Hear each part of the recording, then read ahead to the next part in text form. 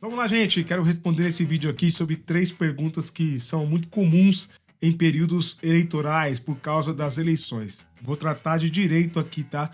Fazer campanha política aqui não. Fica tranquilo, fique tranquila. Quero explicar, esclarecer. Tenho certeza que se você assistir esse vídeo até o final, você vai acrescentar muito conhecimento já ao tudo que você conhece quanto às eleições. E é bom, importante para você saber orientar pessoas, responder. Afinal de contas, época de eleição sempre vem aquela história de que se a gente tiver mais de 50% dos votos aí em branco, nulos, a eleição vai ser anulada, não é? Pois é, nesse vídeo eu quero explicar sobre isso. Quero falar também sobre quem tá preso.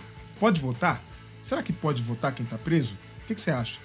E também quero falar nesse vídeo sobre justificativa de voto. Pois é, se você não votar, não for justificar, o que acontece com você?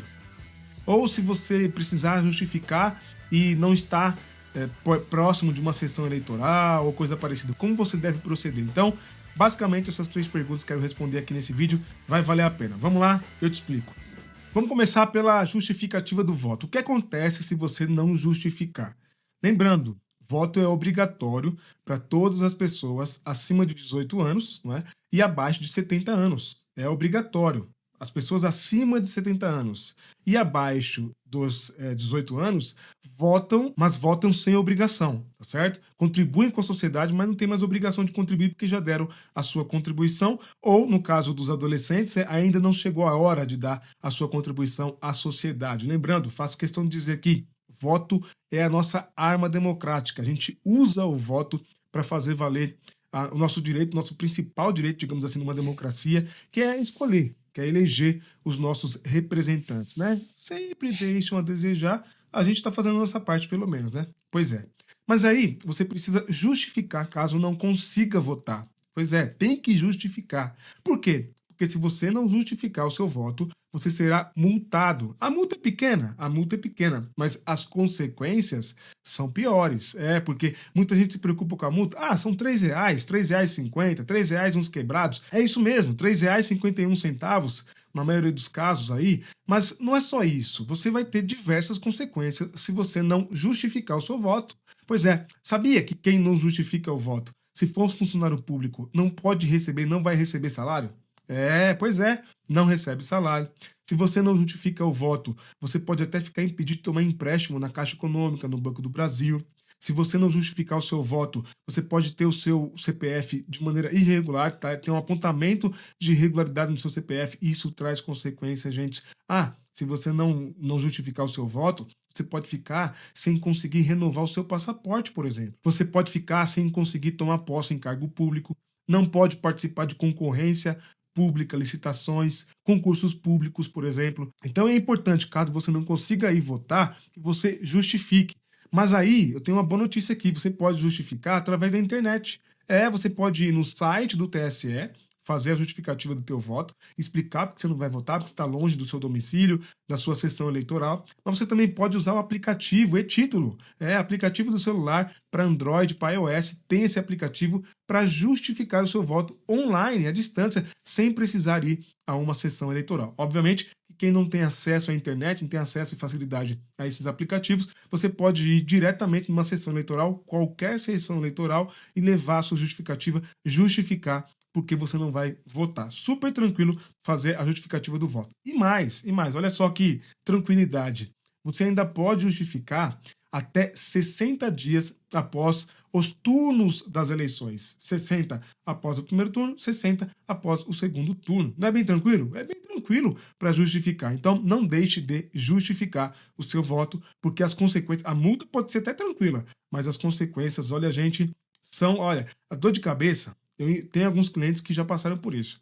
O que eles sofrem, a dor de cabeça que dá, gente, não vale a pena. Vale a pena justificar.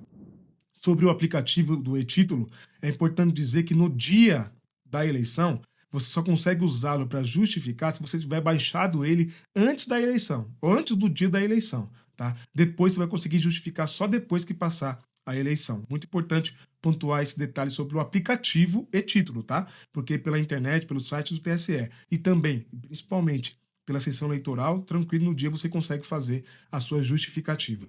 Segundo tema, segunda curiosidade. Será que presos podem votar? O que vocês acham? O que você acha? Pessoas que estão presas, que estão afastadas do convívio social, estão reclusas, estão sob a tutela e a custódia do Estado. Podem votar? Depende. Pois é, a resposta de quase todos os especialistas em direito, né? Para todo problema, um depende. Por que depende? Porque depende da circunstância daquela prisão. Se é uma prisão provisória, ou seja, se a pessoa está num centro de detenção provisória, a pessoa não foi condenada efetivamente e não tem um trânsito em julgado, não é? Daquela condenação, ela está presa ali provisoriamente, aquela condenação não é definitiva, ela ainda pode conseguir reverter através de um recurso, por exemplo, ela pode votar sim. São presos considerados em prisão provisória. Isso não necessariamente tem a ver com prisão provisória, tá, gente? Só são considerados para a Justiça Eleitoral como presos provisórios. Até porque também são considerados como presos provisórios pela Justiça Eleitoral, né, olhados assim, observados, entendidos assim pela Justiça Eleitoral, os menores de idade, os menores infratores. Pois é, as pessoas, aquelas adolescentes, né, aqueles adolescentes que estão ali recolhidos, né, que foram recolhidos pelo Estado porque cometeram algum ato infracional, eles também podem votar. Sabia disso? Pois é, desde que tenha acima de 16 anos, obviamente, ele também pode votar. E se tiver o título já, né, ele pode votar. É importante dizer, antes que você se pergunte, mas eles saem para votar? Não, tá? Mesmo que presos provisoriamente, o Estado, a Justiça Eleitoral, possibilita em algumas penitenciárias, em alguns centros de detenção, ali uma sala para que haja a votação. E sala com o sigilo do voto resguardado, tá? Muito importante isso aqui. Sala com o sigilo do voto resguardado. O preso provisório ali exercer o seu direito, a sua cidadania enquanto eleitor, tá? Com toda a segurança e com todo o direito que ele tem ali de exercer o seu voto. Lembrando que a Constituição determina que presos que estão presos e a sentença está transitada em julgado, ou seja, traduzindo aí, não couber mais recurso, está preso definitivamente cumprindo pena, regime semiaberto, regime fechado, esses presos, preste atenção, esses presos não podem votar porque eles estão com seus direitos políticos suspensos, não podem votar nem ser votados. Tudo bem? É isso, muito importante trazer esse tema aqui para você saber. Bora falar sobre a última polêmica, né? Todo ano de eleição tem essa polêmica. Olha, vamos anular os votos, todo mundo, vamos votar em branco, vamos anular todo mundo o voto, porque assim, se a gente fizer isso, nós não teremos eleição, a eleição vai ser anulada. Não é verdade isso, gente. Não é verdade. Muita atenção aqui. A eleição é anulada se houver comprovação, depois de uma investigação, de fraude, tá? Abstenções, voto nulo, voto em branco, não anula a eleição, mesmo que seja 50%, 60%, não anula, porque serão considerados os votos válidos, tá? E qual é a diferença do voto nulo para o voto em branco? Bom, voto em branco é o botãozinho que você tem ali para votar e não votar em ninguém, não é? Objetivamente não votar em ninguém, em nenhum partido, nenhuma sigla, ninguém, nenhum candidato, tá? O voto nulo é o voto em um número inexistente.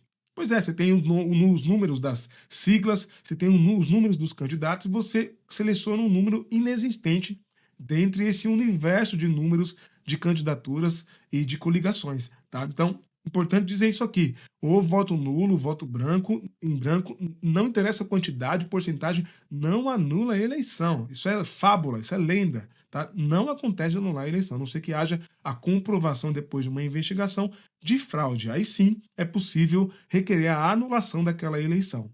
Por fim, vale explicar que a abstenção são aqueles que não comparecem para votar nem justificam a ausência no voto, na hora do voto, tá? Isso é importante também dizer aqui nesse vídeo. Então era isso que eu queria trazer aqui nesse vídeo. Se eu te ajudei, se trouxe informações relevantes e importantes sobre direitos, e eu trouxe, hein? Deixa o seu like nesse vídeo, se inscreva no canal e ative todas as notificações no sininho aí para não perder nada do que eu publico por aqui. Você sabe, meu compromisso aqui é com o seu direito. Não tem nenhum aventureiro aqui, advogado, alguém que está na militância pelos direitos, na defesa de direitos há anos, há mais de 10 anos. Então aqui o meu objetivo é trazer conhecimento jurídico de maneira fácil, descomplicada. Vale a pena fazer parte da nossa comunidade, eu tenho conseguido ajudar muita gente, quero te ajudar também. Vou deixar aqui na tela 2 links com vídeos que eu tenho certeza que vão te ajudar. Clique neles, você vai direto para um vídeo aí, assista, vai valer a pena, trata sobre os seus direitos e eu entendo que um cidadão que tem conhecimento do seu direito é um cidadão protegido, com a cidadania fortalecida e que não é facilmente enganado. Por isso você pode contar comigo.